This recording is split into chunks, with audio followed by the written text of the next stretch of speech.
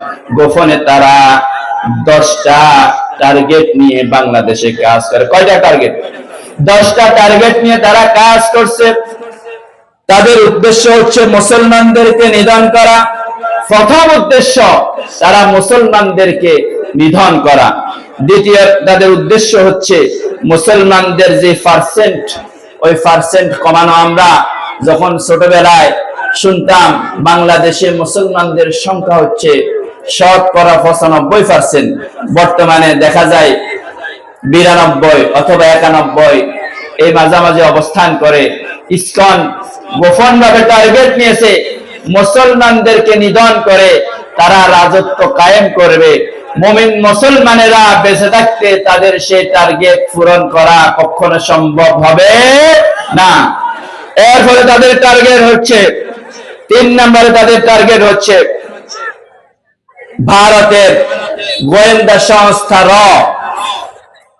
রয়ের সদস্যরা ইসকনের সদস্য হয়ে ইসকনের সাইনবোর্ড ব্যবহার করে বাংলাদেশে প্রবেশ করে আমাদের প্রশাসনের মধ্যে বিশৃঙ্খলা তৈরি করার জন্য তারা চেষ্টা করে যাচ্ছে। 4 নম্বরে তাদের টার্গেট হচ্ছে চট্টগ্রামকে তারা ভাগ বটোয়ারা করে নিয়ে যাবে। এতই কি সহজ? যে মুসলমানেরা প্রবাদ হয় আল্লাহু আকবার স্লোগানের মাধ্যমে, ঠিক কিনা? যে মুসলমানদের জন্মের পরে তার কানের মধ্যে শোনানো হয় আল্লাহু আকবার স্লোগান, ঠিক কিনা?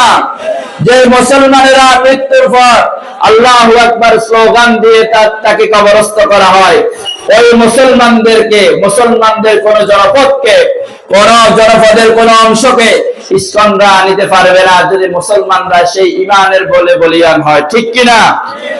এরপরে তাদের 5ম টার্গেট হচ্ছে তারা মসজিদে হামলা চালানো। বিগত দিনে আমরা দেখেছি প্রিয় ভাইরা, অনেক মুসলমানদের সর্বশ্রেষ্ঠ যে স্থান, আল্লাহর কাছে প্রিয় যে জায়গা, আল্লাহর ঘর মসজিদের মধ্যে তারা মলত্যাগ পর্যন্ত করেছে। নাউজুবিল্লাহ। তারা মসজিদের মতো পবিত্র স্থানে হামলা চালানো এবং এই মসজিদকে অপবিত্র করা তাদের টার্গেট। তাদের এই টার্গেট রুখে নিতে হবে। ইসকন উগ্রবাদী এই সংগঠনকে বাংলাদেশ থেকে নিচ্ছিন্ন করে দিতে হবে, ঠিক কিনা মুসলমান? তাদের 6 নম্বরে টার্গেট হচ্ছে বাংলাদেশের ব্যবসায়িক যে পরিমণ্ডল। প্রিয় ভাইয়েরা, এত ঘন ঘন কেন আগুন লাগছে বিভিন্ন মিলস কলকারখানায়?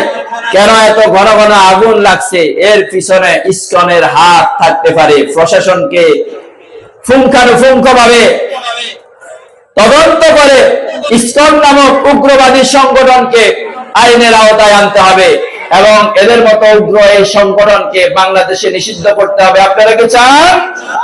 ইসকনের মতো এই উগ্রবাদী সংগঠন বিশ্বের বিভিন্ন দেশে নিষিদ্ধ, কিন্তু বাংলাদেশে নিষিদ্ধ হয় না কেন? কেন তাদেরকে নিষিদ্ধ করা হবে না? এই উগ্রবাদী সংগঠনকে নিষিদ্ধ করার জন্য আমরা জোর দাবি জানাই, এই ইসকনের সকল কার্যক্রম বাংলাদেশে নিষিদ্ধ করা হোক। এর ফলে তাদের 7ম নম্বরে টার্গেট হচ্ছে ভারত এবং বাংলাদেশের মধ্যে চরম শত্রুতা সৃষ্টি করে আমাদের দেশটাকে অস্থিতিশীল করা। এরপরে 8ম নম্বরে তাদের টার্গেট হচ্ছে হিন্দুদের যে সমস্ত মন্দির ইসকনের আওতাভুক্ত নেই, ওই মন্দিরগুলিকে তাদের আওতায় এনে আমাদের সহজ সরল আমাদের দেশে যে সমস্ত হিন্দু ভাইয়েরা বাস করেন তারা আমরা সুন্দরভাবে সম্প্রীতি বজায় রেখে আমরা বসবাস করছি, ঠিক কিনা? আমরা কি কোনো হিন্দুদের মন্দিরে আঘাত করি? মুসলমানরা কি হিন্দুদের মন্দিরে আঘাত করতে পারে? আমাদের ধর্ম ইসলাম আমাদেরকে এটা শিক্ষা দেয় নাই, বরং আমাদেরকে নবীজি শিক্ষা দিয়েছেন, যদি কোন দেশের সংখ্যাগরিষ্ঠ মুসলমান, সংখ্যালঘু কোন হিন্দু, বৌদ্ধ, বিধর্মী কোন জাতির উপরে যদি আক্রমণ করে অন্যায় ভাবে, আমি নবীজি ওই মুসলমানদের বিরুদ্ধে কিয়ামতের ময়দানে মামলা দায়ের করব। সুবহানাল্লাহ। এত সুন্দর জীবন ব্যবস্থা কোথায় পাবেন? ইসলাম আমাদেরকে এটা শিক্ষা দিয়েছে।